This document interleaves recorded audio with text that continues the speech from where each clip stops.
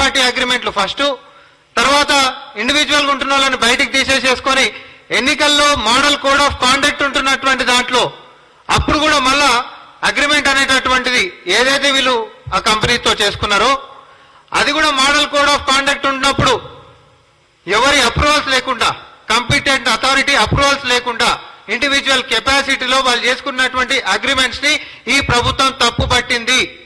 ఎందుకంటే అది చట్ట వ్యతిరేకము. దానికి సంబంధించి ఆ యొక్క ఉన్నతాధికారిని వివరణ కోరుతూ 7 రోజుల్లో ఇవ్వాల్సిందిగా మేము అనేటటువంటి సర్కార్ తనకిచ్చింది అరవింద్ కుమార్ గారికి. అయితే ఆ రోజు ఎంఐండ్ మంత్రి లెక్క ఉంటున్నటువంటి కేటీఆర్ గారి కనుసన్నల్లో కేవలం కాంగ్రెస్ పార్టీ నుంచి మేము అనేది ఒకటే, అరవింద్ కుమార్ అనేటటువంటి ఒక ఉన్నతాధికారి పాత్రదారుడు మాత్రమే, కానీ అసలు సూత్రధారుడు కేటీఆరే. ఈరోజు మీ కింద ఉంటున్నటువంటి దాన్ని అడ్డగోలిగా ప్రజాధనాన్ని వృధా చేయడంలో ఇది ఒక నల్లిపితే ఉదాహరణ ఎంత ఉంటుందో గంతదే చెప్తున్నాం. ప్రజాధనం వృధా చేయడంలో రేపొద్దున బటన్ ఎత్తితే డ్యాంలకి నీళ్ళు ఎట్లా పడతాయో అట్లాంటి అంశాలు కూడా మేము ముందుకు రాబోతున్నాయి.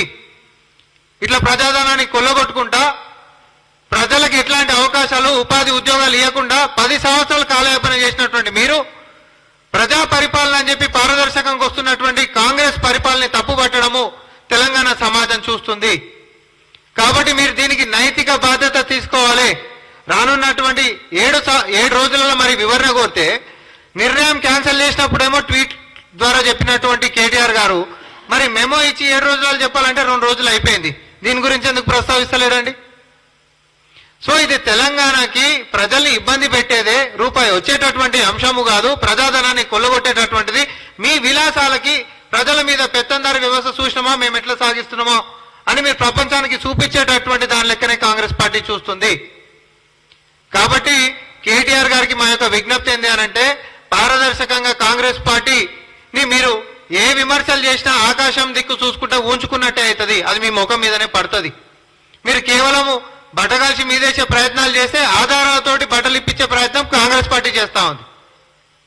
సో ఖచ్చితంగా మీరు ఇట్లాంటివి నిరాధారంగా మీరు మాట్లాడేటటువంటి దానికంటే ముందు మీ పాపాల చిట్ట అనేటటువంటి ఒక్కొక్కటిగా కాంగ్రెస్ పార్టీ ముందుకు పెట్టబోతుంది. రోడ్డు పాలన అయినటువంటి ప్రజాపాలన అనేటటువంటిది ఈరోజు పతాక శీర్షికలల్లా పేపర్లలో వేసిండ్రు. అసలు జరిగినటువంటి విషయం ఏంటిది? జనాలకి వీరి యొక్క కుటిల రాజకీయం ఎట్లుంటది అనంటే ఆ టోటల్ వీడియో కనీసం జనాలకు చూపించినా అర్థమవుతుంది. ప్రజల నుంచి తీసుకున్నటువంటి దరఖాస్తులు ఏవైతే ఉన్నాయో గౌరవ ముఖ్యమంత్రి గారి యొక్క ఆదేశాల మేరకు ఈ నెల 25 నుంచి 30 తారీఖులనే ప్రతి ఒక్కరిది కూడా సిస్టంలలో ఎంటర్ చేయాల్సిందే. ఎవరెవరైతే విజ్ఞప్తులైనా దరఖాస్తులైనా వచ్చినాయో దీన్ని సిస్టంలలో ఎంటర్ చేసి వాళ్ళకి ఏదైతే ఎక్నాలెడ్జ్మెంట్ మెసేజ్లు పోయేటటువంటి ప్రక్రియను మొదలు పెట్టిందో దానికోసం నిన్న కేబినెట్ సబ్ కమిటీ కూడా వేసిండ్రు. అంటే కాంగ్రెస్ పార్టీ పారదర్శకంగా ఆ యొక్క నిర్ణయాలని తీసుకొని డేటా ఎంట్రీ కోసం పోతుంటే బండి మీద తాడు కట్టుకొని పోతుంటే అది కింద పడ్డది. కింద పడితే ఎవరైతే తీసుకొని పోతున్నారో అవే మళ్ళీ డబ్బాలో పెట్టుకొని పోతున్నటువంటి ప్రయత్నం. ఎన్నో దరఖాస్తులు తీసుకుంటే చెత్తకుండలో మీ లెక్క ఏది మీ సేవలలో గతంలో వరదలు వచ్చినప్పుడు దరఖాస్తులు తీసుకొని ఏది సహాయం చేస్తామని చెప్పి తర్వాత ఏమైనా అంటే రైట్ టు ఇన్ఫర్మేషన్ యాక్ట్ కూడా లేకుండే, కానీ ఏడ ప్రత్యక్షమని చెత్త కుండీలలో ప్రత్యక్షమనే మీ పరిపాలనలో. కానీ మా దగ్గర దరఖాస్తులు అనేటటువంటి సిస్టంలలో ఎంటర్ చేయడానికి తీసుకొని పోతుండ్రు. అవును, ఒక ప్రాంతంలో ఉంటున్నటువంటి దరఖాస్తులు ఇంకొక ప్రాంతంలో సిస్టంలో డేటా ఎంట్రీ చేసేటటువంటి బాధ్యతలు ఇంకొకరికి ఇచ్చిండ్రు. అది తీసుకొని పోతుంటే మార్గ మధ్యంలో పడిపోతే తీసుకోపోతున్నటువంటి వ్యక్తి ఎత్తుతున్నటువంటి విజువల్సే మీరు చూపిస్తున్నటువంటివి. ఏడనో చెత్త కుప్పలలో పడేసినటువంటి బాబావి. ఎంత దుర్మార్గం అంటే ఎంత నీచంగా రాజకీయాలు చేస్తున్నారు అనంటే ఏదో నెల రోజుల సంది మాకు ఎట్లాంటి సంక్షేమాలు లేక ఆ వీడియోలు కూడా మనం గమనించుకుంటే వీళ్ళేం మాట్లాడుతున్నారు అవతల వ్యక్తిని మాట్లాడనీయకుండా. సో నేను ఇందాకనే అన్నా కాంగ్రెస్ పార్టీ మీద బురద జల్లేటటువంటి ప్రయత్నం మీరు చేస్తే ఆకాశం దిక్కు చూసుకుంటూ ఊంచుకున్నట్టే అవుతుంది. మీ దిక్కుమాలిన పరిపాలన భరించలేకనే కాంగ్రెస్ పార్టీకి ఇస్తే పారదర్శకంగా మేము దరఖాస్తులు తీసుకుంటున్నాము.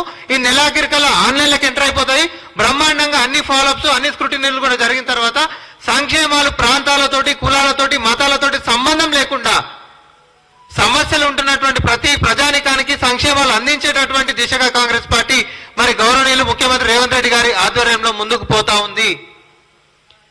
నేను తెలంగాణ ప్రజలకు ఒకటే విజ్ఞప్తి చేస్తా ఉన్నా, ఇట్లా మనం పక్కదారి పట్టించుకుంటా మార్గ మధ్యంలో ఒక యాక్సిడెంట్ లెక్క తాడు ఊసిపోయి కింద పడితే ఏరి తీసుకొని పోతున్న ప్రక్రియను కూడా చెత్త కుప్పలో పడేస్తున్నారు అనేటటువంటి తప్పుడు ప్రచారాలు చేసేటటువంటి ఇట్లాంటి 420 గాలని క్షమించొద్దు.